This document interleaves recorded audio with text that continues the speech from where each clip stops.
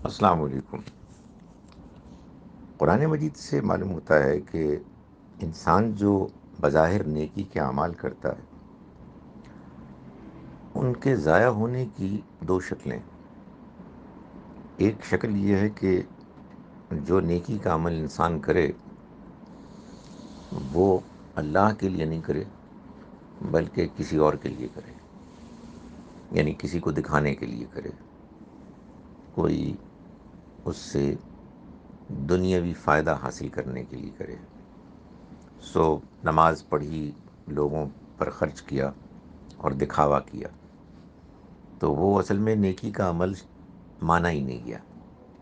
یا کسی کی مدد کی اور اس کو ذلیل کیا، اس سے خدمت، شکریہ، اچھا رویہ ایکسپیکٹ کیا، اور جب وہ نہ ہوا اس کی طرف سے ظاہر تو اس کے ساتھ بدتمیزی کی، تو نیکی کا عمل ہوا ہی نہیں۔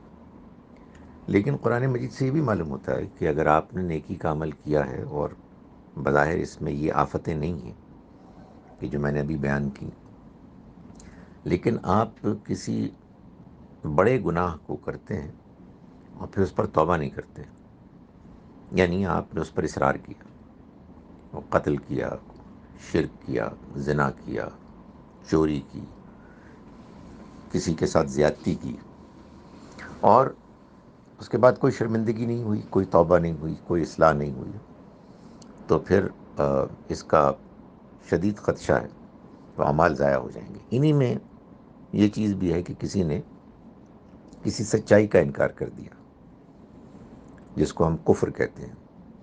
سچائی اللہ کا وجود بھی ہے، جس تک اس کی دعوت پہنچ گئی اس نے حقارت سے، تکبر سے اس کو مسترد کر دیا۔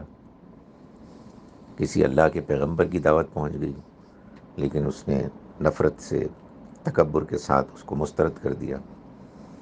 تو پھر قرآن سے معلوم ہوتا ہے کہ یہ سب چیزیں وہ ہیں کہ جو اعمال کو ضائع کرنے والی ہیں۔ چھوٹی برائیوں کو بھی چھوٹا نہیں سمجھنا چاہیے۔ وہ بھی اصل میں کیا ہوتا ہے کہ یا تو انسان کی نیکیوں کی وجہ سے چھٹ جاتی ہیں، اللہ تعالیٰ ان کو صاف کر دیتے ہیں، یا وہ بھی نیکیوں پر غالب آنے لگتی ہیں اور بڑے گناہوں کا پیش خیمہ بن جاتی ہیں۔ اس لیے کہ اصل میں ایک تو برائی کا عمل ہوتا ہے اور ایک پھر اس کے پیچھے سوچ، ذہنیت ہوتی ہے۔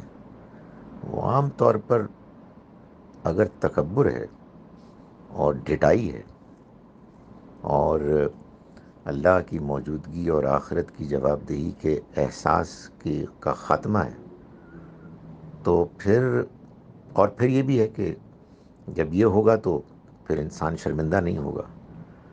تو غلطی پر شرمندہ ہو کے اصلاح کی کوشش کرنا اپنی نیکی کو بچانا ہے برائیوں سے، لیکن برائی کر کے برائی پر اصرار کرنا، اس کو جسٹیفائی کرنا، یہ اصل میں نیکیوں کو ضائع کرنا ہے۔